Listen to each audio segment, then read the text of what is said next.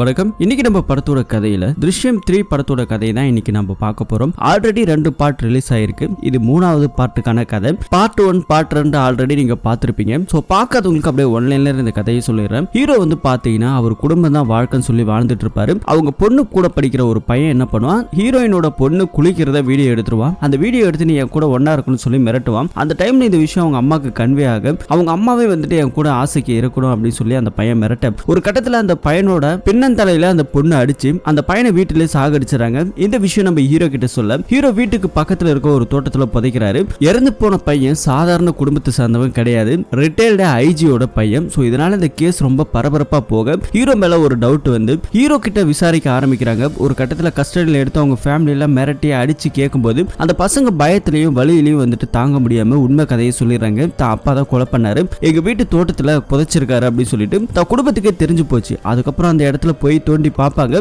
அந்த இடத்துல நாய் தான் இருக்கும். சோ நம்ம ஹீரோ நைட்டோட நைட்டா குடும்பத்துக்கே தெரியாம அந்த டெட் பாடி வேற எங்க எடுத்துட்டு போயிட்டு ஒளிச்சு வச்சிருப்பாரு. இது பார்ட் 1. பார்ட் 2ல வந்து பாத்தீங்கன்னா ஹீரோ வந்துட்டு எங்க ஒளிச்சாரு அப்படின்னு சொல்லிட்டு பயங்கர இன்வெஸ்டிகேஷன்ல கண்டுபிடிக்கிறதுக்காக போராடுவாங்க. ஒரு வழியா அவங்க கண்டுபிடிச்சதுல ஹீரோ வந்துட்டு புதுசா கட்டக்கூடிய ஒரு போலீஸ் ஸ்டேஷனுக்கு எஸ்ஐ உட்கார்ந்துருக்கக்கூடிய அதுக்கு கீழே தான் அந்த டெட் பாடியை புதைச்சிருக்கதாவும் அன்னைக்கு அவர் புதைச்சிட்டு வெளியே வரும்போது மண்வெட்டியோட வந்ததை ஒருத்தர் பார்த்திருப்பாரு. இதை சாட்சியா சொன்ன உடனே அங்க இருக்க போலீஸ்காரங்க அந்த எஸ்ஐக்கு உட்கார்ந்துருக்க அந்த இடத்துக்கு கீழே தோண்டி பார்ப்பாங்க. அங்க ஒரு எலும்பு கூட கிடைக்கும். அதை எடுத்துட்டு போய் ஃபாரன்சிக்ல செக் பண்ணுவாங்க. ஆனா செக் பண்ணும்போது இங்க ஒரு தரமான ட்விஸ்ட் நம்ம ஹீரோ பண்ணி வச்சிருப்பாரு. என்ன அப்படின்னா அங்க புதைச்சது வந்து பாத்தீங்கன்னா அந்த பையனோட எலும்பு கூட கிடையாது, அது வேற யாருதோ. இத கூட மேட்ச் ஆகல, இந்த கொலை நம்ம ஹீரோ பண்ணல அப்படின்னு சொல்லிட்டு இந்த கேஸ் வந்து முடிச்சிருப்பாங்க. கடைசியா வந்துட்டு இறந்து போன பையனோட அம்மா வந்துட்டு ரொம்ப வருத்தப்படுவாங்க. தான் பையனோட அஸ்தியை கொடுத்தாவது அவனுக்கு இறுதி அஞ்சலியாவது செலுத்திடுவோம் அப்படின்னு சொல்லி ரொம்ப வருத்தப்படுவாங்க. அதுக்கப்புறம் நம்ம ஹீரோ ஒரு பார்சல் எங்கேயோ இருந்து வந்த மாதிரி பிளான் பண்ணி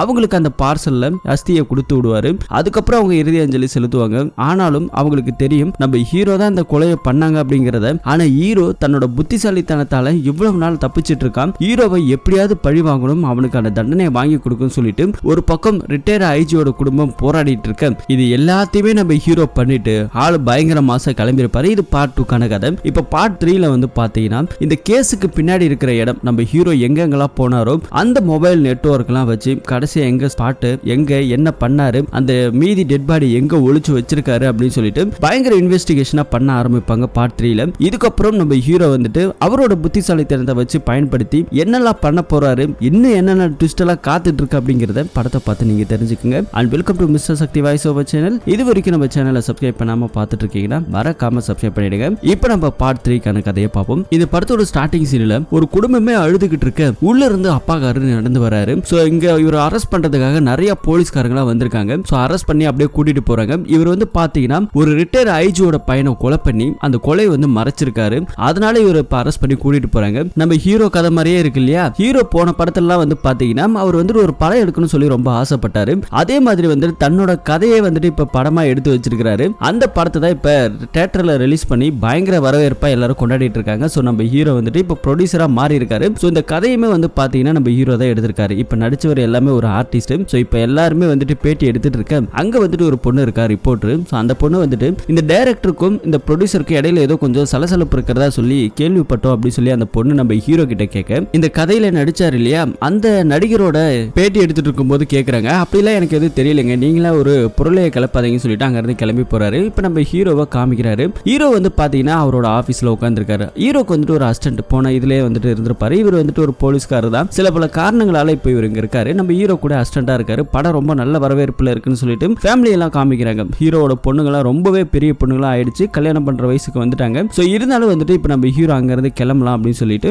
பேக் டோர் வழியா வந்துட்டு போறாங்க. ஏன்னா நிறைய ரிப்போர்ட்டர்ஸ் தேவையில்லாம கேள்விகள்லாம் வரும் இல்லையா, அதனால வந்துட்டு இங்க இருந்து கிளம்பி போக இந்த இன்னொரு பொண்ணு ரிப்போர்ட்டரா இருந்தா இல்லையா அவளோட பேரு ஸ்ரீ. சோ ஸ்ரீ என்ன பண்ணிட்டானா ஹீரோ பேக் டோர் வழியா வரதை பார்த்துட்டு ஹீரோவை பேட்டி எடுக்கிறதா போறாங்க. போன உடனே முதல் கேள்வி என்ன கேக்குறான்னா, சார் இந்த கதை வந்து பாத்தீங்கன்னா உங்களோட ரியல் லைஃப்ல நடந்த கதையை அப்படியே எடுத்து வச்சிருக்கீங்களா, ஒருவேளை அந்த கொலையை நீங்க தான் எங்கேயோ பண்ணி முடிச்சு வச்சிருக்கீங்களான்னு சொல்லிட்டு இந்த மாதிரியான கொஸ்டினை கேட்டோன்னே ஹீரோக்கு ஒரு மாதிரி ஆகுது. ஹீரோ ஃபேமிலியில ஒரு மாதிரி அப்படியே ஷாக் ஆகுற மாதிரி பாக்குறாங்க. ஹீரோ வந்துட்டு ஷார்ட்டா பதில சொல்லிட்டாரு, இது பாருமா, இது என் வாழ்க்கையில நடந்த ஒரு கசப்பான சம்பவம் தான். போலீஸ்காரங்க வந்தாங்க, தப்பா ஐடென்டிஃபை பண்ணி என் குடும்பத்தை என்னையும் வந்துட்டு ரொம்ப கஷ்டப்படுத்தினாங்க. அதனால வந்துட்டு சோ இதை வந்துட்டு கொஞ்சம் மாற்றம் பண்ணி எடுத்தா எப்படி இருக்குன்னு சொல்லிட்டு தான் எடுத்தது தான் இந்த படத்தோட கிளைமேக்ஸ். கிளைமேக்ஸ்ல வந்துட்டு ஹீரோவை பண்ண தப்ப ஒத்துக்கிட்டு அவரு ஜெயிலுக்கு போன மாதிரி முடிச்சிருப்பாரு. சோ இதுதான் கதை அப்படிங்கறத மாத்தி எழுதுனா அப்படிங்கறதையும் இந்த பொண்ணு கிட்ட சொன்னோன்னே அங்க இருந்து நம்ம ஹீரோ கிளம்புறாரு. சோ ரொம்ப புத்திசாலித்தனமா பதில் சொல்லிட்டு போறான்னு இவனுக்கு நினைப்பு அப்படின்னு சொல்லிட்டு இந்த ரிப்போர்ட்டர் கூட வந்துட்டு ஒரு பையன் ஒருத்தர் இருக்கான். சோ இவங்க ரெண்டு பேரும் வந்துட்டு இந்த கேஸை எப்படியாவது திரும்ப நோண்டி எடுத்து இந்த சேனலுக்கு ஒரு நல்ல ஹைப்பை கொண்டு வரணும் அப்படிங்கிற நோக்கில இவங்க ரெண்டு பேரும் போராடிட்டு இருக்காங்க. இப்போ வந்துட்டு ஹீரோ எடுத்த அந்த கதை இருக்கு இல்லையா, இந்த படம் வந்துட்டு பயங்கர ஹிட் ஆயிடுச்சு, பயங்கர ட்ரெண்டிங் ஆயிடுச்சு, கிட்டத்தட்ட 100 கோடிக்கு மேல கிராஸ் ஆகி போயிட்டு இருக்கு. சோ இப்போ இத பத்தி ரொம்ப புகழ்ந்து டிவில பேசிட்டு இருக்க இப்போ அந்த ரிட்டையர்டு ஐஜி இருக்காங்க இல்லையா, அந்த கீதாங்கிறவங்கள இங்க காமிக்கிறாங்க. அவங்க ஹஸ்பண்ட் சந்திரசேகரி காமிக்கிறாங்க. இவங்க ரெண்டு பேரும் இந்த நியூஸ் எல்லாம் பார்த்துட்டு இருக்க அந்த ஹஸ்பண்ட் காரன் வந்துட்டு அவங்க வைஃப் கிட்ட போய் கேட்கறான், என்னமா இதெல்லாம் மறந்துடலாம் விட்டு அப்படின்னு சொன்னோடனே, ஆனா அவங்களால மறக்க முடியல. இனிமே வந்துட்டு பையன் கொலை கேஸுக்கான அவனுக்கான தண்டனை நம்மளால வாங்கி கொடுக்க முடியல. இப்ப கொடுப்பாரு, நம்மளோட பையனோட கதையை அப்படியே எடுத்து வச்சிருக்கான், இதுதான் உண்மையும் கூட, அவன் தான் அந்த கொலை பண்ணா அப்படிங்கிற ரேஞ்சுக்கு இவங்க நினைச்சிட்டு இருக்காங்க. இன்னொரு பக்கத்துல நம்ம ஹீரோக்கு ஒரு போன் கால் வருது. நிறைய இடத்துல வந்து புகழ்ந்து பாடிக்கிட்டு இருக்காங்க, படம்லாம் ரொம்ப ஹிட்டா இருக்கு அப்படி இப்படின்னு சொல்லிட்டு இருக்காங்க. இன்னொரு பக்கம் ஹீரோ அவங்க பெரிய பொண்ணு இருக்கா இல்லையா, அந்த பொண்ணோட பேரு அஞ்சு. சோ அஞ்சுக்கு வந்து பாத்தீங்கன்னா இப்ப மாப்பிள்ள எல்லாம் பார்த்துட்டு இருக்காங்க. அதனால நிறைய புரோக்கர்ஸ் எல்லாம் வந்து பேசிட்டு இருக்காங்க. இப்ப குறிப்பா வந்து புரோக்கர்ஸ் வந்துட்டு சரியில்லை அப்படிங்கறதையும், இனிமே இவனை கூட்டு வராத, இனிமே நீ வராதப்பா வெளியே போ அப்படின்னு சொல்லி அமுச்சு விட்டுறாரு. அவங்க வைஃப் கிட்ட இன்னொரு புரோக்கர் ஒருத்தர் இருக்காரு மாத்துச்சான். சோ அவர் வந்தா மட்டும் உள்ள விடு, மத்தவங்க யாரையும் உள்ள விடாத அப்படின்னு சொல்லிட்டு எங்க இருந்து கிளம்பி போறாரு. வேற ஒரு இடத்துக்கு கிளம்பி போறாரு இந்த பட விஷயமா. இப்ப இங்க வந்துட்டு பாத்தீங்கன்னா ஒரு மனநல மருத்துவரை காமிக்கிறாங்க. ஹீரோவோட பொண்ணு இருக்கா இல்லையா, பெரிய பொண்ணு, அவளுக்கு அது நடந்ததுல இருந்து அவளுக்கு கொஞ்சம் மென்டலி டிஸ்டர்ப்டா இருந்திருப்பான். சோ அதனால வந்துட்டு அப்பப்ப கவுன்சிலிங் போறது வழக்கம். ஆனா இப்பெல்லாம் வந்து பாத்தீங்கன்னா அவளுக்கு அந்த மாதிரி பயமே இல்லையா, இப்ப வந்துட்டு நார்மலா இருக்கா, இனிமே ட்ரீட்மெண்ட்லாம் தேவையில்லை அப்படின்னு சொல்லிட்டு இங்க இருந்து நம்ம ஹீரோ பொண்ணு போறத அதே ரிப்போர்ட்டர்ஸ் வந்து வாட்ச் பண்ணிட்டே இருக்காங்க. இன்னுமே வந்துட்டு இந்த மனநல மருத்துவரை பாக்குறாங்கன்னா ஏதோ ஒரு விஷயம் இருக்கு, இதை நம்ம கண்டுபிடிக்கணும்னு சொல்லிட்டு இவங்க ஒரு பக்கம் அப்படியே தேடிக்கிட்டு இருக்க. இப்ப நம்ம ஹீரோ வந்துட்டு மலையாளத்துல மட்டும்தான் அந்த படத்தை விட்டுருக்காரு. இன்னும் தமிழ்ல, இந்தி, கன்னடா அப்படின்னு சொல்லிட்டு நிறைய இடத்துல கொண்டு போகணும்னு சொல்லி அசிஸ்டன்ட் சொல்றாங்க. ஆனா இது வரைக்கும் நம்ம ஹீரோ மத்த வந்துட்டு ஸ்டேட்ல வந்துட்டு இந்த படத்தை விடல. அதனாலே வந்துட்டு கொஞ்சம் வசூல்லாம் பாதிக்க போகுது அப்படிங்கிற மாதிரி சொல்லிட்டு இருக்கேன். கொஞ்சம் வெயிட் பண்ணுவோம், வெயிட் பண்ணி இந்த கதையை விடுவோம் சொல்லிட்டு நம்ம ஹீரோ பேசிட்டு இருக்கேன். இன்னொரு பக்கத்துல அந்த மனநல மருத்துவரை காமிக்கிறாங்க. பார்லருக்கு போயிருக்காங்க. இந்த ரிப்போர்ட்டர்ஸும் கூட அப்படியே தெரியாத மாதிரி போயிட்டு, மேடம் நீங்க ஒரு மனநல மருத்துவர் தானே, என் ஃப்ரெண்டும் ஒருத்தன் இருக்கான், அவனை உங்கள்கிட்ட கூட்டு வரதுக்கு ஒரு அப்பாயின்மெண்ட் வேணும் அப்படின்னு சொல்லிட்டு நம்ம ஒரு ஜென்ரலா வந்துட்டு பேசிட்டு இருக்கா. மேடம் வந்துட்டு சரிமா ஒன்னும் பிரச்சனை இல்ல கூட்டிட்டு வாங்கன்னு சொல்லிட்டு இப்போ வந்துட்டு ஒரு அப்பாயின்மெண்ட் வாங்கியாச்சு. இப்போ கட் பண்ண வீட்டுல காமிக்கிறாங்க. ஹீரோ வந்துட்டு மாப்பிள்ள எல்லாம் பாத்துட்டு இருக்காரு இல்லையா தான் பொண்ணுக்கு, அப்படி வந்துட்டு ஒரு புரோக்கர் ஒரு மாப்பிள்ளைய பாத்துருக்காராம். சோ அந்த மாப்பிள்ள ஒரு நல்ல இடம், நல்ல குடும்பம் அப்படின்னு சொன்னோடனே சரி பாருங்க முடிச்சிடலாம் அப்படின்னு சொல்லிட்டு ஹீரோவும் பேச ஆரம்பிக்கிறாங்க. ஆனா ஹீரோ வந்துட்டு ரொம்ப நேர்மையான ஆளு. இது வரைக்கும் நடந்தது, எங்களுக்கான நடந்த பிரச்சனை அது எல்லாத்தையுமே அவங்க கிட்ட சொல்லிடுங்க அப்படின்னு சொல்லி புரோக்கர்ட்ட சொல்லியிருக்காங்க. புரோக்கர் அதை வந்து சொல்லியிருக்காரு. ஆனா அதுலதான் கொஞ்சம் யோசிக்கிற மாதிரி தெரியுது அப்படின்னு சொல்லி புரோக்கர் கொஞ்சம் தயக்கமா சொல்லிட்டாங்கிறது கிளம்புறாரு. அப்படி கிளம்பும் போது நம்ம ஹீரோ வேணும்னா கொஞ்சம் ஷேர்ஸ் வந்துட்டு அதிகமா தரேன் அப்படிங்கிற மாதிரி சொல்லிடுறாரு. ஹீரோ வந்துட்டு இப்ப செல்வ செழிப்பா தான் வாழ்ந்துகிட்டு இருக்காரு.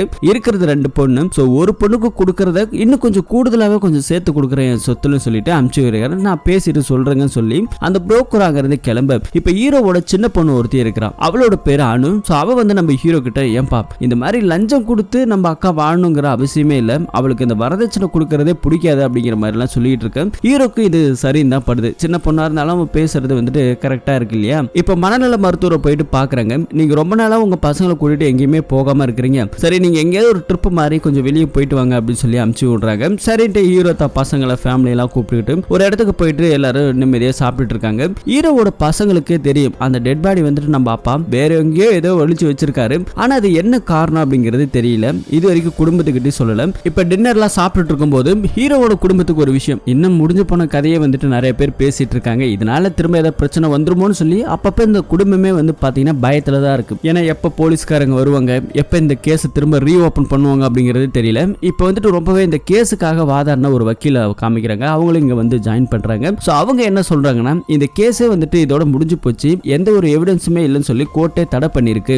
அப்படி இருக்கும்போது இதை வந்துட்டு திரும்ப இன்வெஸ்டிகேஷன்லாம் பண்ண முடியாது அப்படின்னு சொல்றாங்க. இருந்தாலும் பண்றதுக்கான பாசிபிள் இருக்கான்னு சொல்லிட்டு அந்த சின்ன பொண்ணு கேட்க, பண்றதுக்கான பாசிபிலிட்டி இருக்கு, ஆனா அதை பண்ணணும்னா கூட சரியான எவிடன்ஸ் வேணும். அப்படியே அது மீறி கண்டுபிடிச்சாலும் அந்த எவிடன்ஸ் உங்களோட மேட்ச் ஆகணும். அப்படி இருந்தா மட்டும்தான் அது ப்ராப்பரா ப்ரொசீஸ் பண்ண முடியும் அப்படின்னு சொல்லிட்டு இந்த ஒரு டீட்டெயிலா சொல்றாங்க. நீங்க அதை பத்திலாம் பயப்படாதீங்க, பாத்துக்கலாம் அப்படின்னு சொல்லிட்டு அந்த பொண்ணு தைரியத்தை சொல்லிட்டு நம்ம ஹீரோ மட்டும் தனியா கூப்பிட்டு வராங்க. இவ்வளவு நாள் இல்லாம ஏன் திரும்ப நீங்க அதை பத்தி யோசிக்கிறீங்க, உங்களோட கடைசியா நீங்க அந்த டெட் பாடி என்ன பண்ணீங்கன்னு சொல்லி உங்க ஃபேமிலி கிட்ட சொல்லலையா அப்படின்னு சொன்னோன்னு, இல்ல இது வரைக்கும் நான் சொல்லல, அப்படி நான் மீறி சொல்லிட்டா அப்படின்னா கூட அப்பா வந்துட்டு ஒரு கொலைகாரன் அப்படிங்கறது எங்க பொண்ணோட மனசுல இருந்துகிட்டே இருக்கும். சோ அது தெரியாது வரைக்கும் அந்த டெட் பாடி எங்கே காணாம போச்சு அப்படிங்கிற மாதிரி தான் நான் சொல்லிட்டு இருக்கேன் அப்படின்னு சொல்லி இந்த ஒரு விஷயத்த நம்ம ஹீரோ பேசிட்டு இருக்காரு. சரிங்க பாத்துக்கலாம், பாத்து இருங்கன்னு சொல்லிட்டு அவங்களும் கிளம்பி போறாங்க. அடுத்த நாள் வந்து அந்த ரிப்போர்ட்டர் 2 பேத்தையும் காமிக்கிறாங்க. அவங்க வந்து பாத்தீங்கன்னா இந்த கேஸ்னால சஸ்பெண்ட் ஆன ஒரு போலீஸ்கார போய் பாக்குறாங்க. அவங்க மனைவி இப்ப ஃபாரின் போயிட்டாங்களா, இவர் மட்டும் தான் அங்க தனிமையில இருக்காரு. இந்த கேஸுக்கான ஹெல்ப் எல்லாம் நீங்க பண்ணணும் அப்படின்னு சொல்லி கேட்டா அவரால் இந்த கேஸால எதுவும் பண்ண முடியாது. அதுவும் இல்லாம நம்ம ஜார்ஜ் குட்டி, நம்ம ஹீரோ பேரு ஜார்ஜ் குட்டி ரொம்பவே புத்திசாலித்தனமான ஆளு. அந்த கேஸ் அவனை மீறி எதுவும் பண்ண முடியாதுன்னு சொல்லி போலீஸ் டிபார்ட்மெண்ட் இருக்க எல்லாருக்குமே தெரியும். இனிமேல அது பின்னாடி சுத்த வேண்டாம் அப்படின்னு சொன்னவனு இல்ல இதுக்கு பின்னாடி நிறைய விஷயங்கள்லாம் இருக்கு, அதை வச்சு நம்ம பார்த்தோம் அப்படின்னாக்கா கண்டிப்பா பிடிக்கலாம். இப்ப இந்த காலத்துல இந்த நெட்வொர்க் டவர் எல்லாம் வச்சு பார்க்கும்போது கடைசியா எங்க போனாங்கன்னு சொல்லி போலீஸ்காரங்க இன்வெஸ்டிகேஷன்ல பண்ணலையே அப்படின்னு சொல்லி கேட்டா பண்ணாங்களாம். அப்போ வந்துட்டு நம்ம ஹீரோட மொபைல் நெட்வொர்க் வந்துட்டு எங்க இருந்தது அப்படின்னா பூந்தமலை ஃபாரஸ்ட் பக்கத்துல வந்துட்டு லொகேட் ஆயிருக்கு. சோ அந்த லொகேட்டுக்குள்ள போய் பார்க்க வேண்டியதான்னு சொல்லி கேட்டா கிட்டத்தட்ட அது 7000 பரப்பளவு கொண்ட ஒரு காடு. அந்த காட்டுல நம்ம போய் தேடலாம் முடியாது. அதே மீறி நம்ம தேடணும்னா கூட சாதாரண விஷயம் கிடையாது. ஏன்னா நம்ம ஹீரோ தான் பயங்கர கிரிமினல் மைண்ட் இல்லையா, போலீஸை டைவர்ட் பண்றதுக்காக என்ன வேணாலும் பண்ணுவாரு. சோ ஒருவேளை அதுக்காக கூட இருக்கலாம் அப்படின்னு சொல்லிட்டு தான் நாங்க போய் எதுவும் பெருசா கண்டுக்கல அப்படின்னு சொல்லிட்டு இது ஒரு டீட்டெயிலா சொல்லிட்டு அங்க இருந்து இவங்களும் கிளம்புறாங்க. ஹீரோவோட பொண்ணு வந்து பாத்தீங்கன்னா போனை நோண்டிட்டு இருக்கு. ஹீரோ எடுத்த படம் இப்ப யூடியூப்ல வந்துருச்சாம். அதனால வந்துட்டு எஸ்பி ஆபீஸ்ல எல்லாம் பேசணும் அப்படின்னு சொல்லிட்டு இது ஒரு பக்கம் பரபரப்பா கிளம்பி போக அந்த ரிப்போர்ட்டர் பொண்ணு தான் இங்க திரும்பி காமிக்கிறாங்க. அவ போயிட்டு ஒரு எஸ்பி கிட்ட போயிட்டு பேச ஆரம்பிக்கிறாங்க. இந்த மாதிரி இந்த கேஸ் வந்துட்டு ரீஓபன் பண்ணலாம், அதனால கொஞ்சம் சப்போர்ட் எல்லாம் கொடுங்க அப்படின்னு சொல்லி பேசிட்டு இருக்காங்க. முன்னாடி ஒரு போலீஸ்காரர் சொன்ன மாதிரி தான் ஹீரோ வந்துட்டு ரொம்ப புத்திசாலித்தனமா கொண்டவன், அதனால எதுவும் பண்ண முடியாது சொன்னோன்னே இங்க நிறைய பேர் வந்துட்டு நம்ம ஹீரோக்கு ஃபேன்ஸா இருக்காங்க போல அப்படின்னு சொல்லி இந்த பொண்ணு சொன்னோன்னே என்ன போலீஸ்காரங்களே அவமானப்படுத்துற மாதிரி பேசுறியா அப்படின்னு சொல்லிட்டு அவரு ஒரு மாதிரி டென்ஷன் ஆக இல்ல நான் பாத்துக்கிறேன் இந்த கேஸ் அப்படின்னு சொல்லிட்டு அங்க இருந்து கிளம்பி இவங்க போறாங்க. ஹீரோவை காமிக்கிறாங்க. ஹீரோ இப்ப எஸ்பி ஆபீஸுக்கு போகணும், தான் படம் வந்துட்டு லீக்கெட் ஆயிடுச்சு இல்லையா, அது விஷயமா பேசுறதுக்காக இப்ப அதே இடத்துல வந்துட்டு அந்த புரோக்கர் வந்திருக்காரு. ஒரு வெளிநாட்டு வரன் ஒண்ணு வந்திருக்குதா அப்படின்னு சொன்னோன்னே இந்த ஃபாரினுக்கு அனுப்புற வேலை எனக்கு பிடிக்காது, ஏதாவது லோக்கல்ல இருந்தா சொல்லுங்க அப்படின்னு சொல்லிட்டு அவர் அங்க இருந்து அர்ஜென்டா கிளம்பி போக இப்ப எஸ்பி பாக்குறதுக்காக போலீஸ் ஸ்டேஷன்ல உட்கார்ந்துருக்காரு. அந்த இடத்துல எஸ்பி ஏதோ ஒரு மீட்டிங்ல இருக்காராம். அதனால வெயிட் பண்ணிட்டு இருக்கும்போது அதே இடத்துல ஒரு போலீஸ்கார் வராரு. இந்த போலீஸ்கார் வந்து பாத்தீங்கன்னா ஹீரோக்கு ரொம்ப ஹெல்ப் பண்ணவர். ஆரம்பத்துல ஹீரோ இருந்த ஊரை சார்ந்தவர். இவரோட பேரு சுரேஷ் பாபு. இவர் இப்ப பார்த்தோன்னு ரொம்ப நாளுக்கு அப்புறம் பாக்குறோம், எப்படி சார் இருக்கீங்கன்னு சொல்லி கேட்டா இப்ப விஆர்எஸ் எல்லாம் வாங்கிட்டாராம். இவரோட பொண்ணு வந்துட்டு ஃபாரின்ல படிச்சிட்டு இருக்காங்க. தன்னோட பையன் வந்துட்டு பொறுப்பு இல்லாம ஊரை சுத்திக்கிட்டு இருக்கான். உங்களோட பணம் எடுத்ததை நீங்க எல்லாத்தையும் நான் பார்க்கல இன்னும், ஆனா உங்களோட படம் எடுக்கிற இந்த வேலையில ஏதாவது தான் பையனுக்கு இந்த படம் எடுக்கிறதுல ஆர்வம் இருக்கு, ஏதாவது ஒரு கேரக்டரோ இல்ல டைரக்ஷனோ இருந்தா சொல்லுங்க சார், கொஞ்சம் ஹெல்ப்ஃபுல்லா இருக்கும் அப்படின்னு சொல்லிட்டு இந்த ஒரு விஷயத்தை நம்ம ஹீரோ காதுக்கு போடுறாங்க. போட்டதுக்கு அப்புறம் சார் நீங்க அந்த டெட் பாடி வந்துட்டு என்னதான் பண்ணீங்க, கடைசியா நீங்க ஏதோ பண்ணிருக்கிறீங்க மட்டும் எனக்கு தெரியும் அப்படிங்கிற மாதிரி இவரெல்லாம் பேசிட்டு இருக்காரு. ஆமா, ஆனா அது இப்போதைக்கு யாருக்கிட்டும் சொல்ல வேண்டாம்னு நினைக்கிறேன் அப்படின்னு சொல்லிட்டு ஹீரோ இங்கே ஒரு ட்விஸ்ட்டை கொடுத்துட்றாரு. அதுக்கப்புறம் அந்த நடிகர் வந்திருக்காரு. இவங்க எல்லாருமே போயிட்டு எஸ்பி கிட்ட பேச ஆரம்பிக்கிறாங்க. பேசி முடிச்சதுக்கு அப்புறம் இது சரி பண்ணிக்கலாம் அப்படின்னு சொல்லி பேசி முடிச்சுட்டு அங்கிருந்து கிளம்பி வராங்க. இப்போ நம்ம ஹீரோ இந்த படத்தோட கதையை அதர் லாங்குவேஜஸ்லயும் கொடுக்குறாங்க. அதுவும் நல்ல ட்ரெண்டிங் ஆகுது. இந்த படத்தோட டைரக்டர் இருக்கார் இல்லையா, அவர் வந்து நம்ம ஹீரோ கிட்ட பேசுறதுக்காக வந்திருக்காரு. ஒரு சின்ன இளம் ப்ரொடியூசர் முதல்ல இந்த கதையை கொடுத்து ரொம்ப ஹிட் அடிச்சு இப்ப 2வது படத்துக்கு ஜாயின்ட் ஆயிட்டாரு. அதுக்காக வாழ்த்துக்கள்லாம் சொல்லிட்டு போலாம் சொல்லி இந்த டைரக்டர் வந்து நம்ம ஹீரோ கிட்ட பேசியிருக்காரு. நம்ம ஹீரோ ப்ரொடியூசருமே கூட.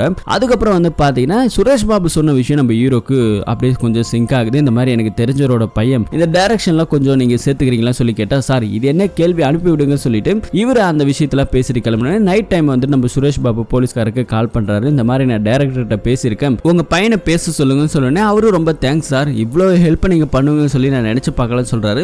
இப்போ நம்ம ஹீரோ அங்க உட்காந்துருக்காரு. ஒரு மாதிரி சோகத்தோட உட்காந்துருக்காரு. என்ன எதுன்னு தெரியல. மனைவிக்காரங்க வந்துட்டு நிறைய பேச ஆரம்பிக்கிறாங்க. சரி பேசி ஆரம்பிச்ச உடனே நம்ம ஹீரோ அங்க வந்து தோட்டத்துல வந்துட்டு ஏதோ ஒரு மாதிரி சத்தம் கேட்கிற மாதிரி தெரியுது. குனிஞ்சு பாக்குறாரு, ஆனா எதுவுமே கிடையாது. அடுத்த நாள் காலையில ஹீரோயின் மட்டும் ஏஞ்சி வெளியே வர அப்போ வந்து பாத்தீங்கன்னா ஒரு 2 பேர் உட்காந்துருக்காங்க. இந்த 2 பேர் யாருன்னு பார்த்தா ஹீரோ கடைசியா அந்த டெட் பாடியை போலீஸ் ஸ்டேஷனுக்கு கீழே புதைச்சிட்டு வர மண்வெட்டியோட வந்திருப்பாரு இல்லையா, அந்த சீனை சாட்சியா சொன்னது வந்துட்டு இந்த ஆளு தான். இவங்களை பார்த்தோன்னே ஹீரோயினுக்கு பயங்கர கடுப்பாகுது. ஹீரோவை பாக்குறதுக்காக வந்திருக்காங்க. இல்ல அதெல்லாம் பார்க்க முடியாது, நீங்க கிளம்புங்கன்னு சொன்னே ஹீரோவை இப்ப வர ஏய் ஜார்ஜ் எப்படி இருக்கா அப்படின்னு சொல்லி இப்ப பேச ஆரம்பிக்கிறாங்க. ஹீரோ பண்ண கொலைக்கு சாட்சியத்தை சொன்னதுக்காக இவனுக்கு நிறைய பணத்தை கொடுத்துருக்காங்க. தன்னோட வீட்டுக்கு தேவைக்கான செலவெல்லாம் பார்த்துட்டு மீதி இருக்கிற பணத்தை வச்சு ஒரு சின்னதா ஒரு பேக்கரி ஆரம்பிச்சிருக்கான். அந்த பிசினஸ் வந்துட்டு ஒன்னும் பெருசாலாம் போகல, கொஞ்சம் இன்னும் பண தேவைகள் அதிகமா தான் இருக்கு. பிசினஸ் ரொம்ப டல்லே போகுதுன்னு சொல்லிட்டு ஒரு ஜோசியக்காரரை போய் பார்த்திருக்காரு. அந்த ஜோசியக்காரர் நீங்க ஒரு குடும்பத்தோட சாபத்தை வாங்கியிருக்கிறீங்க, அதை ஃபர்ஸ்ட் நீங்க சரி பண்ணாதான் உங்களோட தொழிலோ சரி உங்களோட வாழ்க்கையும் சரி நல்லா இருக்குன்னு சொல்லியிருக்காரு. சோ இந்த விஷயத்தை வந்து நம்ம ஹீரோ கிட்ட சொல்றாங்க.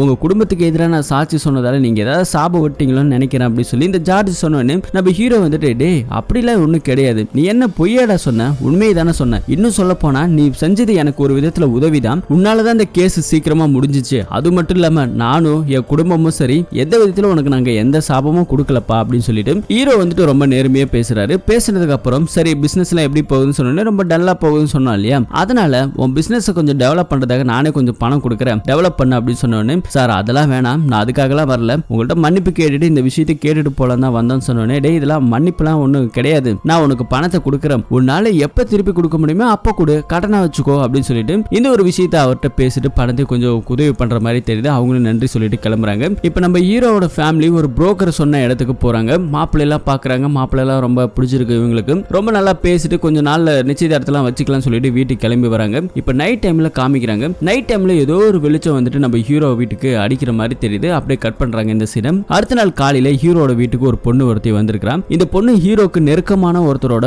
பொண்ணு, தூரத்து சொந்தமும் கூட. பொண்ணோட பேரு ஸ்ரேயா. இந்த பொண்ணோட அப்பாக்கு வந்துட்டு ரொம்ப உடம்பு முடியல, அவங்களுக்கு உதவி பண்ணது நம்ம ஹீரோ தான். இப்ப இந்த பொண்ணு நல்லா படிச்சு சவுதியில நர்ஸ் வேலை பார்த்துட்டு இருக்காங்க. ரொம்பவே கஷ்டப்பட்டு சம்பாரிச்சு வீடெல்லாம் கட்டியிருக்காங்க. இப்ப இந்த பொண்ணுக்கு கல்யாணமா, லவ் மேரேஜ் தானா, அதனால நீங்க கண்டிப்பா வந்துடும் சொல்லிட்டு ஆசீர்வாதம் வாங்கிட்டு அங்கிருந்து கிளம்பி போறாங்க. அப்பாவை கேட்டதா சொல்லுமா சொல்லிட்டு இந்த பொண்ணு வெளியே வர இந்த பொண்ணு வந்துட்டு யாரோ போட்டோ எடுக்கிற மாதிரி தெரியுது. யாருன்னு பார்த்தா அந்த ரிப்போர்ட்டர்ஸ் தான். இந்த பொண்ணு இப்ப பஸ்ல போக அந்த ரிப்போர்ட்டர் அப்படியே பக்கத்துல உட்காந்து அப்படியே ஜெனரலா பேசுற மாதிரி பேசிட்டு நீங்க எந்த ஊர் அப்படின்னு சொல்லி கேட்டா இந்த பூந்தமலை ஃபாரஸ்ட் இருக்கு இல்லையா, அது பக்கத்துல தான் இந்த பொண்ணோட வீடு இருக்கு. சோ இந்த ஒரு லீடு கிடைச்சோன்னு அங்கிருந்து இறங்கணும்னு அவன் கூட இருக்கிற பையன் கிட்ட சொல்றேன், நமக்கு இப்பதான் முதல்ல ஒரு லீடு கிடைச்சிருக்கு. ஹீரோ வந்துட்டு கடைசியா நெட்வொர்க்கை பயன்படுத்தி போன இடம் வந்து பாத்தீங்கன்னா அந்த பூந்தமலை ஃபாரஸ்ட். சோ அதே ஏரியால தான் இப்ப இந்த பொண்ணு தங்கி இருக்கிறான். இந்த பொண்ணோட அப்பா நம்ம ஹீரோக்கு ரொம்ப நெருக்கமானவர் அப்படின்னு சொன்ன உடனே இதெல்லாம் வந்துட்டு ஒரு பயங்கர ஷாக்கிங்கா இருக்கு. அதுவும் இல்லாம அந்த பொண்ணுகிட்ட போன் நம்பர் அட்ரஸ் ஏதாவது கேட்டேன்னு சொல்லி கேட்டா இப்பவே கேட்டா கண்டிப்பா நம்ம மேல டவுட் வந்துடும், அமைதியா இரு, அதான் பூந்தமலை சொல்லிட்டா இல்லையா, அங்க போயிட்டு நம்ம விசாரிச்சுக்கலாம் சொல்லிட்டு இது ஒரு பக்கம் அப்படியே போயிட்டு இருக்கு. இப்ப நைட் டைம் காமிக்கிறாங்க. ஹீரோவோட பொண்ணு கொடி கையில காஞ்சிட்டு இருக்க துணியை எடுக்கலாம் சொல்லிட்டு வரும்போது அதே இடத்துல ரெண்டு பேர் மாஸ்க போட்டு நின்னு அந்த பொண்ணு அடிக்கிற மாதிரி தெரியுது. சோ ஆக்சுவலா இது நிஜம் கிடையாது, நம்ம ஹீரோக்கு வந்த கனவு. ஹீரோக்கு வந்துட்டு அடிக்கடி வந்துட்டு வீட்டுக்கு வெளியே ஏதோ நிக்கிற மாதிரி தெரியுது இல்லையா, இதெல்லாம் பார்த்து நம்ம ஹீரோக்கு ஒரு மாதிரி மனசு கஷ்டமா இருக்கு. அதே இடத்துல காலைல உட்காந்து பேப்பர் படிச்சுட்டு இருக்கும்போது மனைவிக்காரங்க டீ எல்லாம் கொடுக்குறாங்க. ஆனா ஹீரோ வந்துட்டு நார்மலா இல்ல, யார் பேசுறதே வந்து பெருசா கவனிக்கிற மாதிரி தெரியல. ஏன்னா அவரோட மைண்ட் ஃபுல்லா நேத்து வந்த கனவுல தான் இருக்கு. இப்ப அந்த புரோக்கர் வந்திருக்காரு. இவங்க வந்துட்டு நிச்சயதார்த்தம் பண்ற மாதிரி இருந்தது இல்லையா, ஆனா அதுக்குள்ள அவங்க மாப்பிள்ளை வீட்டுக்கு யாரோ போன் பண்ணி இந்த மாதிரி ஹீரோவோட பொண்ணு வந்துட்டு சரியில்லை, அவங்க குடும்பத்துல வந்து இந்த மாதிரி கொலை நடந்திருக்கு அப்படிங்கிற மாதிரி எல்லாம் சொன்னோன்னே இதெல்லாம் நான் ஆல்மோஸ்ட் சொல்ல சொன்னேன் இல்லையா அப்படின்னு சொன்னோன்னே அது எல்லாத்தையும் இவங்க எல்லாம் சொல்லியிருக்காங்க. உண்மையை சொல்லி தான் மாப்பிள்ளையே பார்த்திருக்காங்க. இதுல பிரச்சனை என்னன்னா அவங்களுக்கு வந்துட்டு ஒரு போன் கால் வந்திருக்கு. அந்த போன் கால்ல இந்த பொண்ணுக்கு செக்ஷுவலா கொஞ்சம் பிரச்சனை இருக்கான். நாளைக்கு கல்யாணத்துக்கு அப்புறம் தாம்பத்திய வாழ்க்கை வேற மாதிரி இருக்கும். அந்த பொண்ணை யாரை தொட்டாலும் அவளுக்கு முன்னாடி நடந்த சம்பவம் அப்படியே நினைவுக்கு வந்து ஏதாவது கொஞ்சம் பிரச்சனையாகவும் உயிருக்கே ஆபத்து வரும்னு சொல்லிட்டு ரொம்ப தப்பா கேவலமா பேசியிருக்காங்க. இதனால அந்த மாப்பிள்ளை வீட்டுல இந்த பொண்ணு வேண்டான்னு சொல்லியிருக்காங்க அப்படின்னு சொல்லிட்டு இந்த ஒரு விஷயத்தை புரோக்கர் சொல்லிட்டு கிளம்புறாரு. இதுவும் நம்ம ஹீரோக்கு ரொம்ப மன கஷ்டமா இருக்குது. யார் இந்த மாதிரி போன் எல்லாம் போட்டு பேசுறாங்க சொல்லி கேட்டுட்டு அங்க இருக்க ஒரு போலீஸ்காரர் இருந்தார் இல்லையா, ரிட்டையர் ஆனார் பாருங்க, அவரை வந்துட்டு தனியா மீட் பண்றாரு. மீட் பண்ணி இந்த மாதிரி வந்துட்டு என் பொண்ணுக்கு மாப்பிள்ளை பார்த்தா அந்த மாப்பிள்ளை வீட்டுல இந்த மாதிரி போன் எல்லாம் பண்றாங்க, இந்த நம்பர் தான் சொல்லிட்டு புரோக்கர் கொடுத்திருக்காரு. அந்த நம்பர் போலீஸ்கார்ட்ட கொடுத்தேன்னா அவர் வந்து பாத்தீங்கன்னா தன்னோட இன்ஃபுளுன்ஸ் எல்லாம் வச்சு செக் பண்ணி பாக்குறாரு. செக் பண்ணி பார்த்ததுல அந்த போன் வந்துட்டு பாத்தீங்கன்னா ஒரு பழைய போன் வேற ஒருத்தர் பேர்ல இருக்கு, வெளி மாநிலத்துல இருக்குது. ஆனா அந்த போன்ல வேற ஒரு நெட்வொர்க்கை பயன்படுத்தி பேசியிருக்காங்க. இன்னும் ஒரு முக்கியமான விஷயம் என்னன்னு பாத்தீங்கன்னா அவன் அடிக்கடி ஒரு பழைய போனுக்கு வந்துட்டு திரும்பி பார்க்கறான். அந்த பழைய போன் நம்பர் IMEI நம்பரை எடுத்திருக்காங்க. அந்த போன் நம்பர் யார் பேர்ல இருக்குன்னு பார்த்தா ஒரு ரெண்டு பேரை சொன்னோட நம்ம ஹீரோக்கு பயங்கர ஷாக் ஆகுது. அப்படியே அங்கிருந்து கிளம்பி போனா இவ்வளவு தூரம் வேலை பார்த்தது யாருன்னு பார்த்தா ஹீரோவோட அசிஸ்டன்ட் கூட இருந்தான் பாருங்க. அவன் ஏதாவது நம்ம ஹீரோக்கு துரோகத்தை பண்ணியிருக்கான். ஹீரோ வந்துட்டு பலமா போயிட்டு அடிச்சிருக்காரு. ஏன்டா இப்படி எல்லாம் பண்ண, உன்னை நல்லா தானே பாத்துக்கிட்ட அப்படின்னு சொல்லி கேட்டா ஆல்மோஸ்ட் அவங்க ஒய்ஃப் வந்துட்டு இப்ப சண்டைக்கு வராங்க. நீ மட்டும் என்ன, நீ என் புருஷனுக்கு துரோகம் பண்ணல, அதனோட வழியை உனக்கு காட்டணுங்கிறதுக்காக தான் நாங்க இப்படி எல்லாம் பண்ணோம் அப்படின்னு சொன்னோன்னு இந்த ஆள் வந்துட்டு ஒரு போலீஸ்காருக்கு வந்து நம்ம ஹீரோ இந்த போலீஸ்க்கே விபதி அடிச்சிருப்பாரு. அதனால இவன் பதிலுக்கு பழி வாங்குறதுக்காக இந்த மாதிரி எல்லாம் பண்ணிருக்கானா, இனிமே பக்கமே வராதுன்னு சொல்லிட்டு அங்க இருந்து நம்ம ஹீரோவை கிளம்பி போக போலீஸ்கார் ரிட்டையர் போலீஸ்கார கூப்பிட்டு பேச ஆரம்பிக்கிறாங்க. தான் கூட இருந்தவனே இப்படி எல்லாம் பண்ணிட்டான், யாரை நம்புறதுன்னே தெரியல அப்படின்னு சொல்லி பேசிட்டு இருக்க. ஆல்மோஸ்ட் வந்துட்டு நானும் தப்பு பண்ணிட்டேன், ஏன்னா நான் தப்பிக்கிறதுக்காக கூட இருந்த நிறைய பேர்த்து நான் பலிகாடு ஆக்கிட்டேன், என்னால வந்துட்டு அவங்க கஷ்டப்பட்டாங்கிறத என்னால உணர முடியுது அப்படின்னு சொல்லிட்டு ஹீரோ ரொம்ப வருத்தப்படுறாரு. நைட்ல அப்படியே சோகமா உட்காந்துருக்காரு. அப்ப வந்துட்டு மனைவி கரங்க வராங்க. என்னங்க என்ன ஆச்சு, முகம்லாம் ஒரு மாதிரி இருக்குன்னு சொல்லி கேட்டா ஹீரோக்கு வந்துட்டு அவங்க பொண்ணோட கவலைகள் பத்தி ரொம்ப அதிகமாயிடுச்சு. அப்ப வந்துட்டு ஹீரோயின் வந்துட்டு ஒரு விஷயத்த சொல்றாங்க, நேற்று நைட் இந்த மாதிரி நான் பாத்ரூம் போலான்னு சொல்லி நடுராத்திரில ஏஞ்சி வந்தேன், யாரோ வந்துட்டு பாத்தீங்கன்னா அந்த வாழை தோட்டத்துல லைட் அடிச்ச மாதிரி தெரிஞ்சது, நானும் திரும்ப பதிலுக்கு லைட் அடிச்சு பார்த்தேன், யாருமே இல்ல, நானும் போயிட்டு காலில் போய் பார்த்தேன், ஒருவேளை ஏதாவது வாழை கண்ணு இந்த வாழை காய் ஏதாவது திருடுறதுக்கு வந்திருக்காங்களான்னு சொல்லி பார்த்தா அந்த மாதிரி எதுவும் கட் பண்ண மாதிரி தெரியலன்னு சொன்னேன். ஹீரோக்கு இது வந்துட்டு ஒரு பயங்கர ஷாக்கா இருக்குது. என்னடா இது அப்படின்னு சொல்லிட்டு சரி இந்த மனைவிக்காரங்க போயிட்டு தூங்க ஆரம்பிச்சிட்டாங்க. ஹீரோ வந்துட்டு இன்னுமே அதே நினைச்சிட்டு இருக்காரு. இப்ப அந்த வாழைத்தோப்புக்கு போய் பாக்குறாரு. வாழைக்கோலை வந்துட்டு ஏதோ அறுத்த மாதிரி தெரியல. ஒருவேளை ஹீரோ என்ன நினைக்கிறாருன்னா நீ லைட் அடிச்ச உடனே அவங்க அந்த பயத்துல கிளம்பி ஓடி இருக்கலாம்னு சொல்லிட்டு ஹீரோ அப்படி நினைச்சிட்டு இந்த பக்கம் திரும்ப டப்புன்னு பார்த்தா ஒரு இடத்துல கால் உள்ள வாங்குது. என்னடா சொல்லி பார்த்தா அந்த இடத்துல ஏதோ ஒரு குழியை தோண்டின மாதிரி இருக்குது. ஹீரோக்கு பயங்கர ஷாக் ஆகுது. குழியை தோண்டி அது மேல இப்ப ரீசனா புல்ல நிரப்பின மாதிரி இருக்குது. இது ஒரு விஷயத்தெல்லாம் பார்த்துக்கிட்டே இருக்க ஹீரோவோட மனைவி பேர் சொல்லி கூப்பிடுற மாதிரி தெரியுது. உடனே வந்துட்டு இவங்க கிளம்பி போறாங்க. அப்படியே கொஞ்சம் தூரத்துல வந்து பாத்தீங்கன்னா இங்க ஒருத்தர் நமக்கு இங்க காமிக்கிறாங்க. இவரும் வந்துட்டு ஒரு போலீஸ்காரர் தான். ஹீரோவோட கொலை கேஸ்ல ரொம்பவே பாதிக்கப்பட்ட ஒரு நபரும் கூட இவர். இப்ப அடுத்த நாள் காலையில வந்து பாக்குறாரு. அந்த இடமே வந்து பாத்தீங்கன்னா ஹீரோ ஆரம்பத்துல அந்த பையனை புதைச்ச அதே இடத்துல தான் இப்ப திரும்ப புதைச்சு வச்சிருக்கிற மாதிரி தெரியுது. ஹீரோக்கு பலவிதமான சந்தேகங்கள் வருது. ஒருவேளை வேற ஏதாவது இருக்குமா சொல்லிட்டு அந்த இடத்த இப்ப நம்ம ஹீரோ நோன்ற மாதிரி ஏதோ காமிச்சிருக்காங்க. அப்படியே கட் பண்ணா அப்படியே அங்க இருந்து தோட்டத்துல இருந்து வந்திருக்காரு. இந்த புரோக்கர் வந்து கூப்பிட்டு இருக்காரு. புரோக்கரை கூப்பிட்டது நம்ம ஹீரோ தான். இனிமே வந்து பாத்தீங்கன்னா உள்நாட்டுல வந்துட்டு பாக்குறீங்களோ இல்லையோ வெளிநாட்டு மாப்பிள்ளையா இருந்தாலும் எனக்கு ஓகே தான். ஒரு நல்ல வரனா இருந்தா பாருங்க என் பொண்ணுக்கு சொன்னோன்னு ஹீரோயின் வந்துட்டு பயங்கர சந்தோஷப்படுறாங்க. என்னடா இது நம்ம புருஷன் அப்படி பேசுறது அப்படின்னு சொல்லிட்டு இப்பதாங்க எனக்கு ரொம்ப சந்தோஷமா இருக்குன்னு சொன்னோன்னு அடுத்தது வந்துட்டு ஹீரோயின் என்ன சொல்றாருன்னா சின்ன பொண்ணு வந்து பாத்தீங்கன்னா சிங்கப்பூர்ல படிக்கணும் ரொம்பவே அவளுக்கு ஆசையா. சோ அதுக்கான அட்மிஷனும் அங்க பார்க்க சொல்லு. அவளு போயிட்டு வரட்டும். பசங்க வந்துட்டு வெளி உலகமும் கொஞ்சம் தெரிஞ்சுக்கிட்டும். எத்தனை நாளைக்கு கிராமத்துல இருக்குன்னு சொன்னேன். இப்பதாங்க நீங்க ஒரு நல்ல புருஷனா இருக்கீங்கன்னு சொல்லிட்டு ஹீரோ இப்ப நைட் டைம்ல அந்த வாழை தோட்டத்துக்கு போறாரு. அந்த வாழை தோட்டத்துல ஏற்கனவே பள்ளம் போட்டு வச்சிருந்தாங்க இல்லையா, அதை அப்படியே நோண்டி பாக்குறாரு. உள்ள ஒருவேளை வேற ஏதாவது இருக்குதா அப்படின்னு சொல்லிட்டு உள்ள வந்து பாத்தீங்கன்னா எதுவுமே இல்ல. வெறிய குழியை மண்டி எதுக்காக நோண்டி வச்சிருக்காங்கன்னு ஒண்ணுமே புரியல. அப்படியே அந்த குழியை திரும்ப நோண்டிட்டு அப்படியே அங்கிருந்து கிளம்பி வராரு நம்ம ஹீரோ. இப்ப அடுத்த நாள் காலையில வந்து காமிக்கிறாங்க. அந்த பொண்ணு ஒருத்தர் இருந்தாலே அந்த சவுதியில வந்துட்டு நர்ஸா வேலை பார்த்த ஸ்ரேயா அவ வந்துட்டு வீட்டுக்கு வரா. அவங்க வீட்டுல வந்து பாத்தீங்கன்னா இந்த ரிப்போர்ட் இருக்காங்க இல்லையா, அவங்க வந்திருக்காங்க. ஏதோ வண்டி வந்துட்டு ஏதோ பிரச்சனை ஆயிடுச்சு அப்படிங்கிற மாதிரி எல்லாம் பேசிட்டு ஏதோ டீடைல்ஸ் எல்லாம் கேட்டுட்டு போறாங்களா. போகும்போது அந்த பொண்ணு நம்ம ஸ்ரேயா போயிட்டு வர அப்படின்னு சொல்லிட்டு போறாங்க. ஒரு தடவை தான் எதிர்ச்சியா வந்துட்டு பார்த்தாங்க. அதுக்குள்ள இன்னும் வந்துட்டு என் பேரை எப்படி ஞாபகம் வச்சிருக்காங்க சொல்லிட்டு ஸ்ரேயாக்கு வந்துட்டு இது ஏதோ சந்தேகப்படுற மாதிரி இருக்கு. இன்னொரு பக்கத்துல நம்ம ஹீரோவோட ஃபேமிலியை காமிக்கிறாங்க. அந்த புரோக்கர் வந்துட்டு வெளிநாட்டுல வந்துட்டு ஒரு மாப்பிள்ள இருக்காராம். சொந்தமா பிசினஸ் பண்ணியிருக்காரு. சோ இப்ப இருந்தாலும் வந்துட்டு அந்த மாப்பிள்ள கிட்ட எல்லா உண்மையும் சொல்லி தான் கல்யாணம் பண்றாங்க. அவங்களுக்கு ஒன்றும் பெருசா பிரச்சனை எல்லாம் கிடையாது. அடிமட்டத்துல இருந்து வந்ததுனால இது எல்லாத்தையும் புரிஞ்சுக்கிறாங்க. ஆனா இன்னொரு முக்கியமான விஷயம் என்னன்னு பார்த்தாக்கா இந்த சின்ன பொண்ணு அந்த போட்டோவை பார்க்கும்போது காதுல வந்துட்டு இந்த காது கேட்காத மிஷின் ஒன்று வச்சிருக்கான். காது மட்டும் கொஞ்சம் வலது பக்கம் லைட்டா கேட்காதான். ஒரு விபத்து நடந்துருச்சு.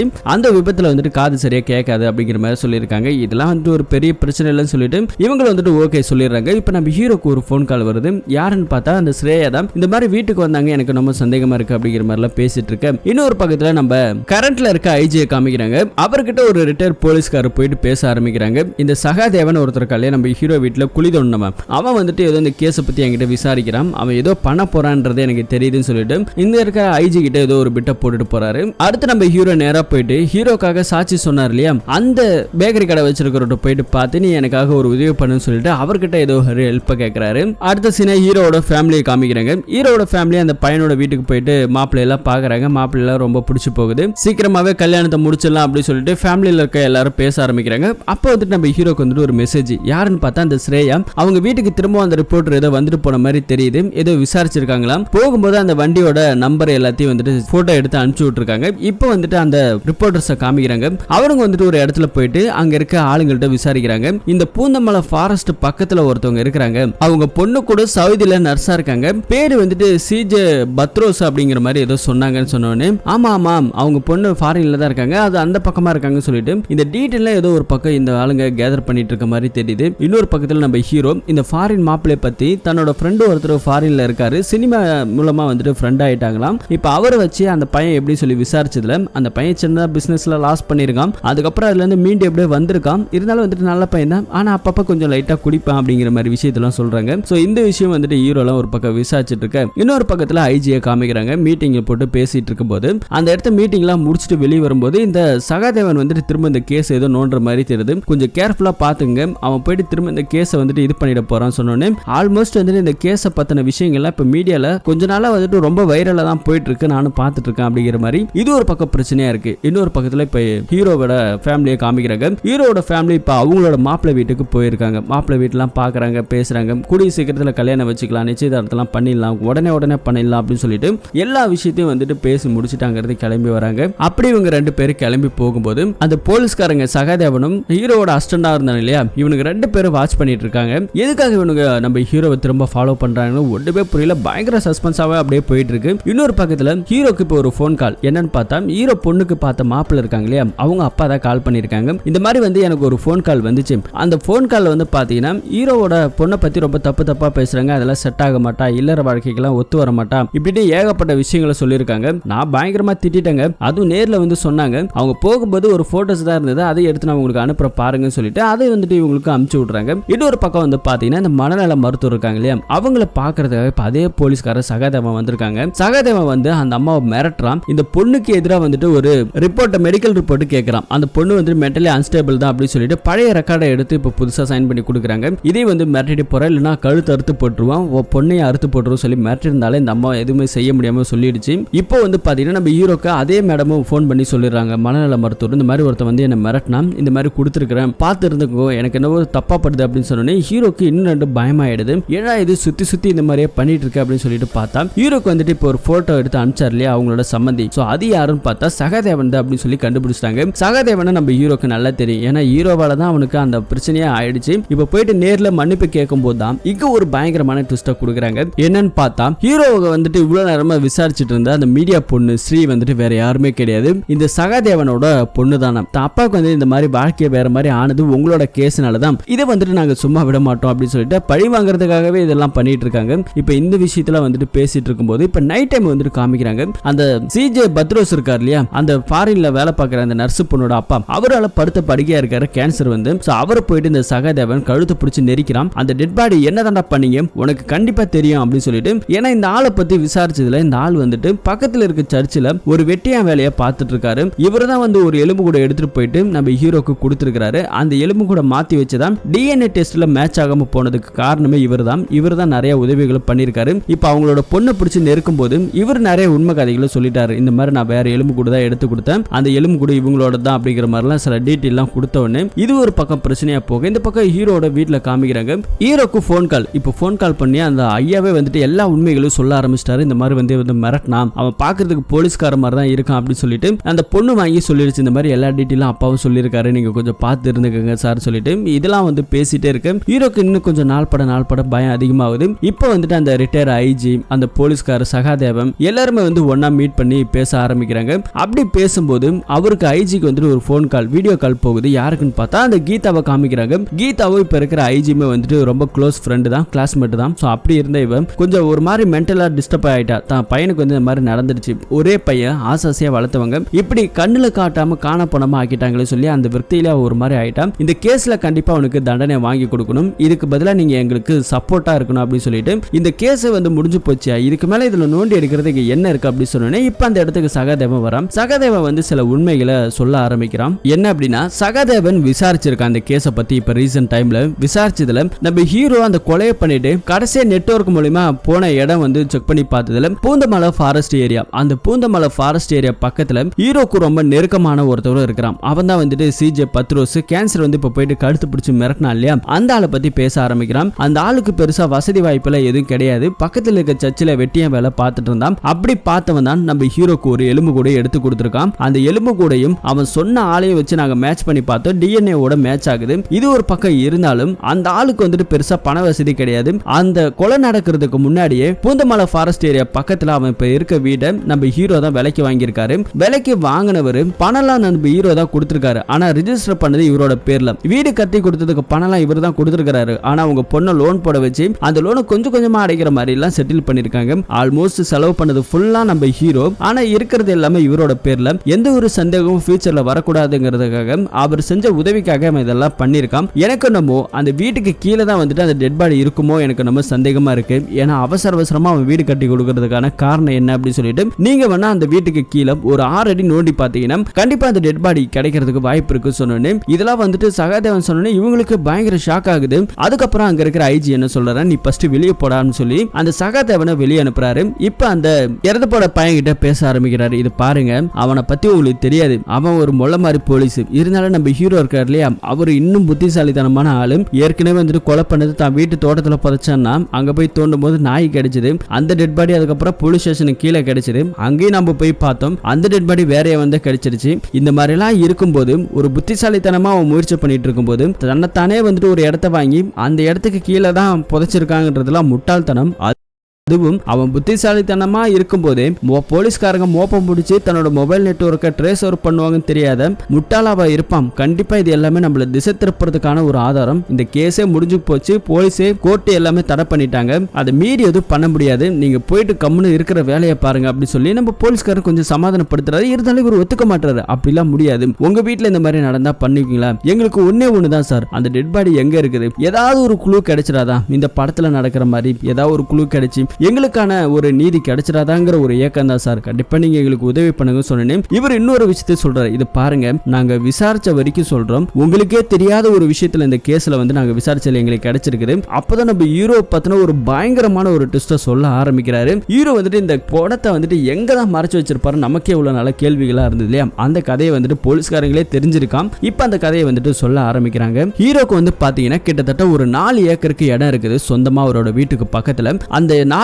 ஏக்கர் இடத்துலயுமே வந்துட்டு ரப்பர் தான். ஹீரோக்கு வந்துட்டு ரப்பர் பிசினஸ் ரொம்பவே பிரபலமா போகும். அப்படி இருக்கும்போது அந்த பிசினஸுக்கு தேவைப்படுறது ஆசிட். அதுவும் ஒரு மாசத்துக்கு 35 லிட்டர் ஆசிட் வேணுமா. பல்கா வந்துட்டு 35 லிட்டர் ஆசிட் அவர் வாங்கியிருக்காரு. ஆனா வாங்கினதுக்கு அப்புறமும் அது ஒரு மாசத்துக்கு தேவைப்படும். ஆனா ஒவ்வொரு மாசமும் 35 லிட்டர் வாங்கினதுக்கு போக 5 லிட்டரா வந்துட்டு வாங்கியிருக்கிறாரு ஒவ்வொரு மாசமும். அந்த 5 லிட்டரா வாங்கி அந்த பாடியை வந்துட்டு ஆல்மோஸ்ட் ஆசிட்ல கரைச்சிருக்கிறதுக்கான வாய்ப்பு இருக்குன்னு சொன்ன இந்த ஆள் அப்படியே மிரண்டு போறாரு. ஆல்மோஸ்ட் நம்ம ஹீரோ இதுதான் பண்ணிருக்கணும் அப்படின்னு சொல்லிட்டு போலீஸ்காரங்க கெஸ் பண்ணிட்டாங்க. அந்த பணத்தை நீங்க எங்க தேடினாலும் கிடைக்காது அப்படிங்கிற மாதிரிலாம் சொல்லியிருக்காங்க. இன்னுமா உங்களுக்கு அஸ்தியை கொடுத்ததே வந்து பாத்தீங்கன்னா அவன் பண்ண தப்பு, அந்த தப்பை மறைக்கிறதுக்காக தான் குடும்பத்தை பலிகாட ஆக்க கூடாது அப்படிங்கிறதுக்காக தான் இது எல்லாத்தையும் பண்ணிட்டு இருக்கான், தயவு செஞ்சு விட்டுருங்க சொல்லிட்டு இதை மீறி வந்துட்டு ஏதாவது பண்ணணும்னா சொல்லுங்க, எங்களோட ஆள் உங்க கூட ஒருத்தர் இருப்பாருன்னு சொல்லிட்டு இப்பவும் சப்போர்ட் பண்ற மாதிரி தான் பேசிட்டு இருக்காங்க. ஏன்னா இன்னும் கொஞ்ச நாள் அந்த பொண்ணுக்கு கல்யாணம் ஆயிடுமா, ஃபாரின்ல போயிட்டானா எதுவுமே பண்ண முடியாது, அதுக்கப்புறம் நாங்க எதுவும் செய்யவும் முடியாதுன்னு சொல்லிட்டு இந்த ஒரு விஷயத்தெல்லாம் பேசிட்டு இருக்க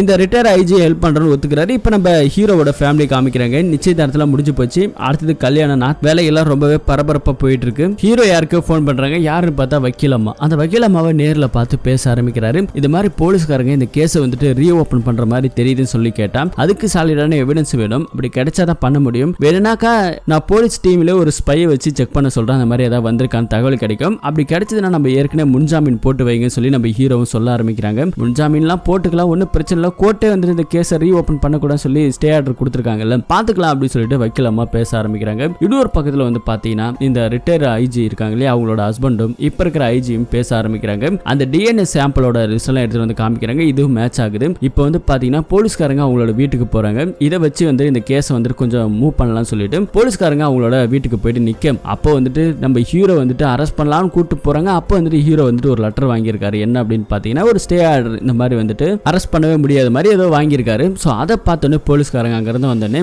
அவன் ரொம்ப பயங்கரமான புத்திசாலி எனக்கு தெரியும் சொல்லிட்டு ஐஜி பேச ஆரம்பிக்கும் போது இப்போ என்னதான் பண்றது சொல்லி கேட்டா இப்போ திரும்ப வந்துட்டு கோர்ட்ல சொல்லி தான் நம்ம இந்த கேஸை மூவ் பண்ண முடியும் அப்படின்னு சொல்லிட்டு இன்னொரு பக்கத்தில் கல்யாண வேலைகள்லாம் ரொம்ப பிஸியாக நடந்துகிட்டு இருக்கு. ஹீரோக்கு வந்துட்டு ஃபோன் மேலே ஃபோன் வந்துகிட்டே இருக்கு. இன்னொரு பக்கத்தில் நம்ம வக்கீல காமிக்கிறாங்க. இந்த வக்கீல் போயிட்டு அங்க இருக்கிற ஜட்ஜு கிட்ட பேச ஆரம்பிக்கிறாங்க. இந்த மாதிரி ஹீரோ மேல கொஞ்சம் கோவத்தில் இருக்கிறதால அவங்களோட பொண்ணோட கல்யாணத்தை நிறுத்தணுங்கிறதாக இது எல்லாத்தையும் பண்ணிட்டு இருக்காங்க. இவ்வளவு அர்ஜென்டா பண்றதுக்கான காரணம் என்ன அப்படின்னு சொல்லிட்டு இதெல்லாம் வந்துட்டு நடத்தக்கூடாது, அப்படி மீறி நடத்துறீங்கன்னா இன்னைக்கே கூட கோர்ட் அசம்பிள் பண்ணுங்க, ஏன்னா உங்களோட பொண்ணோட கல்யாணம் இருக்கு, அப்படி இல்ல மீறி தான் பண்ணி தான் ஆகும் அப்படின்னாக்கா நீங்க வந்துட்டு கல்யாணம் முடிச்சதுக்கு அப்புறம் சொல்லுங்க, என்னோட கிளைண்ட் நீங்க எப்ப கூப்பிட்டாலும் வருவாரு அப்படின்னு சொல்லிட்டு அங்க இருக்க ஜட்ஜி கிட்ட சொல்ல அவரும் இதுக்கெல்லாம் சரின்னு தான் ஒத்துக்கிறாரு. இப்ப கல்யாண வேலைகள் ரொம்ப நல்லா நடக்க ஆரம்பிக்குது. கோர்ட் வந்துட்டு இன்னைக்கு அசம்பிள் பண்ணிருக்காங்க. ஹீரோ பொண்ணுக்கு கல்யாணங்கிறதால அவங்களால வர முடியல இல்லையா, நம்ம லாயர் அவங்களே வாதாட ஆரம்பிக்கிறாங்க. ஆப்போசிட்ல இருக்கிற ஆளு நம்ம ஹீரோக்கு அகைன்ஸ்டா அகேன்ஸ்டா பேச இங்க இருக்கிற நம்ம ஹீரோக்காக வாதாடுறவங்க இந்த மாதிரி எதுவுமே கிடையாது, சாட்சி கிடையாது, இது எல்லாமே ஃப்ரேம் பட்ட ஒரு இதுதான் அப்படின்னு சொல்லிட்டு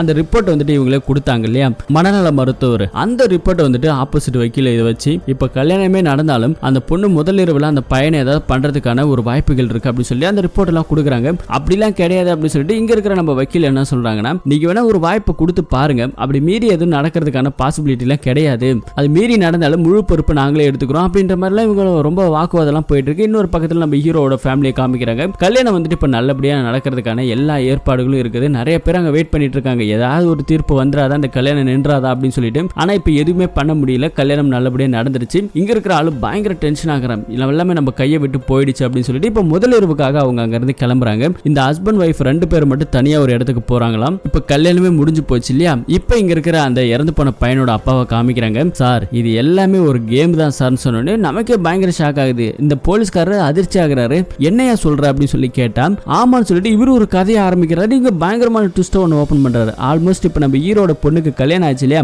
அந்த பையனே இவனுங்க ஆளுன்னு சொன்ன உடனே அந்த ஆளு போலீஸ்க்கு தலை வெடிச்சு போகுது. என்னடா இது, நம்ம யோசிக்கும் போது தான் எவ்வளவு நாள் தான் ஹீரோவை புத்திசாலித்தனமா இருப்பான். அதனாலதான் இந்த நீதியெல்லாம் வாங்கிலாம் கொடுக்கணும் அப்படின்னாக்கா அதெல்லாம் செட் ஆகாத காரியம். ஹீரோவை அடிக்கணும்னா அவன் வழியிலே போய் தான் அடிக்கணும், அதுக்காக நாங்க போட்ட ஒரு கேம்லிங் தான் அப்படின்னு சொல்லிட்டு இப்ப ஒரு கதையை சொல்ல ஆரம்பிக்கிறாரு. ஃபாரின்ல இருக்கும்போது அந்த பையனுக்கு ரொம்ப பிசினஸ் லாஸ் ஆயிருக்குது, சாக போற நிலைமை. அந்த நிலைமையில போயிட்டு இந்த போலீஸ்காரர் பணத்தெல்லாம் கொடுத்து உதவி பண்ணி அவனை கொஞ்சம் பிசினஸ் ரீதியா மேல தூக்கி விட்டுருக்காரு. அப்படி தூக்கி விட்டோம்னா பிளான் பண்ணி நிறைய புரோக்கர்ஸா வாங்கியிருக்கிறாரு. அப்படிப்பட்ட ஒரு புரோக்கர் தான் நம்ம ஹீரோக்கு வீட்லயும் நுழைஞ்சிருப்பானுங்க. ஃபாரின் மாப்பிளையே வேண்டாம்னு சொன்னதுல இங்க இவங்களுக்கு ஒரு ட்விஸ்டா இடிச்சிருச்சு. கடைசியா அவன் வாயாலே அதை ஒத்துக்க வச்சதுல பெரிய பிரில்லியன்டான வேலை பார்த்திருக்கானுங்க. அப்பதான் எங்களுக்கு சந்தோஷமாவும் ஆயிடுச்சு. இப்ப பிளான் என்ன அப்படின்னு பாத்தீங்கன்னா, இப்ப இவங்க 2 பேருக்கு கல்யாணம் நடக்க வைக்கணும்னு சொல்லி பிளான் பண்ணது ஓகே. அதே மாதிரி அந்த பையனை தனியா ஒரு ஹனிமூன் கூட்டு போகணுங்கிறது பிளான். அதே மாதிரி இப்ப நடந்து போச்சு.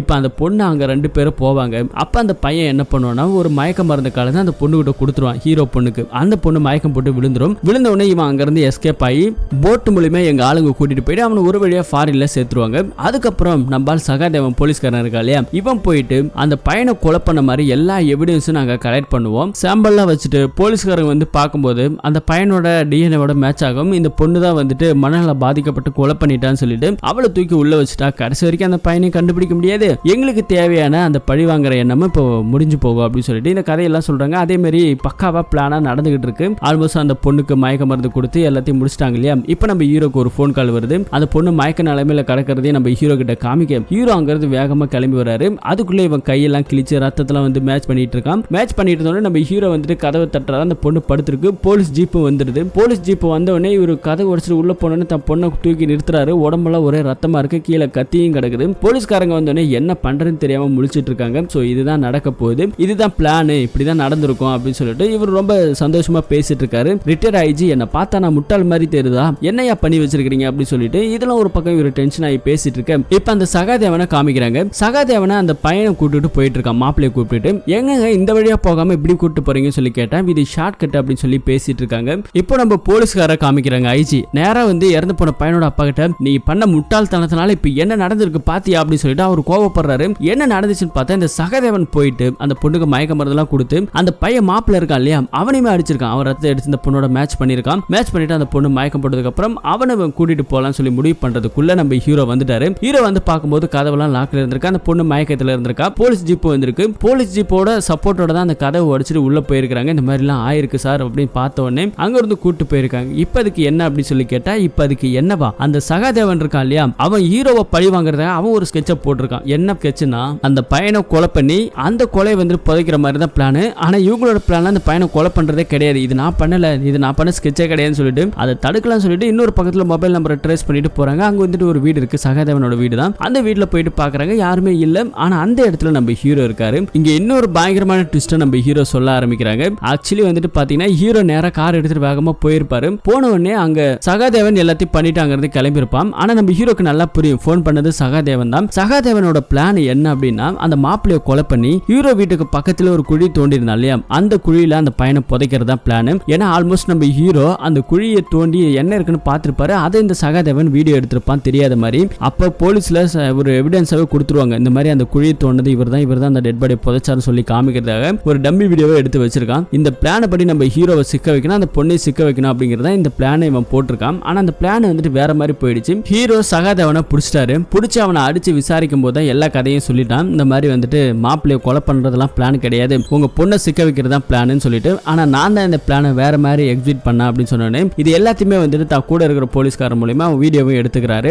ஹீரோவோட வீட்டுக்கு பக்கத்துல வேற ஏதாவது பிரச்சனை வந்துடக்கூடாதுங்கிறதுக்காக அங்க இருக்கிற ஊர் மக்கள்கிட்ட எல்லாம் சொல்றாரு. தெரிஞ்சவங்கள்ட்ட சொன்னேன். அவங்க ஒரு பக்கம் அந்த தோட்டத்துல தேடிக்கிட்டே இருக்கிற மாதிரி ஒரு பக்கம் காமிக்கிறாங்க. இன்னொரு பக்கத்துல இந்த கதையில நம்ம ஹீரோ சொல்லிட்டு இருக்காரு இல்லையா, ஹீரோவோட பொண்ணு ஹீரோவே அடிச்சிருக்காரு. அடிச்சு கை காலெல்லாம் ரத்தத்தெல்லாம் கிழிச்சு அதை வந்துட்டு அந்த சகாதேவன் தானே அடிச்சான், அவனே ஒத்துக்கிட்டான் ஸ்டேட்மெண்ட் மூலமா. அவன் அடிச்ச மாதிரியும் அந்த மாப்பிள்ளை அடிச்சுட்டு தப்பிச்சு போன மாதிரி ஒரு பிளானை போட்டாரு நம்ம ஹீரோ. இப்போ வந்து பாத்தீங்கன்னா ஹாஸ்பிட்டல்ல இருக்கிறாங்க. ஹாஸ்பிட்டல் இருந்தோட நம்ம ஹீரோ வந்துட்டு எல்லார்கிட்டையும் பேசிட்டு இருக்காரு. இதுக்கு மேல இந்த கேஸ் வந்துட்டு இப்படியே தான் போயிட்டு இருக்கோம், நம்மள விட மாட்டாங்க நிம்மதியா. ஒவ்வொரு நாள் இப்படி நிம்மதி இழக்கிறதுக்கு பதிலா இந்த கொலையை நான் தான் பண்ணேன்னு சொல்லி ஒத்துக்கிறேன்னு சொல்லிட்டு ஹீரோ வந்து ஒரு கதை எழுதி படம் பண்ணார் இல்லையா, அந்த கதையில வர மாதிரியே இப்ப நான் ஒத்துக்க போறேன் அப்படின்னு சொல்லிட்டு அங்க இருந்து கிளம்பி போறாரு. நம்ம குடும்ப நிம்மதிக்காக உங்களோட வாழ்க்கை இப்ப கொஞ்சம் முன்னேறி போயிடுச்சு, இதுக்கப்புறம் இது இருக்கக்கூடாதுன்னு சொல்லிட்டு தான் ஒரு பிளான் பண்ணி நம்ம ஹீரோ வந்துட்டு இப்போ போலீஸ்கிட்டே ஸ்டேட்மெண்ட்டை கொடுக்குறாரு. இந்த கொலையை நான் தான் பண்ணேன் அப்படின்னு சொல்லிட்டு இப்போ அந்த இறந்து போன பையனோட அப்பா வராரு. இதுக்கு மேலே என் பின்னாடி என் குடும்பத்து பின்னாடியே பொண்ணு பின்னாடியே வந்துடாதீங்க, இதுக்கு மேலே நீங்கள் திரும்ப வந்தீங்கன்னா தொலைச்சிருவான் அப்படின்னு சொல்லிட்டு நம்ம ஹீரோ மிரட்டிட்டு அங்கேருந்து கிளம்பி போறாரு. இப்போ நம்ம ஹீரோ சரண்டராகவே ஆக போறாராம். இன்னொரு பக்கத்தில் வந்து பார்த்தீங்கன்னா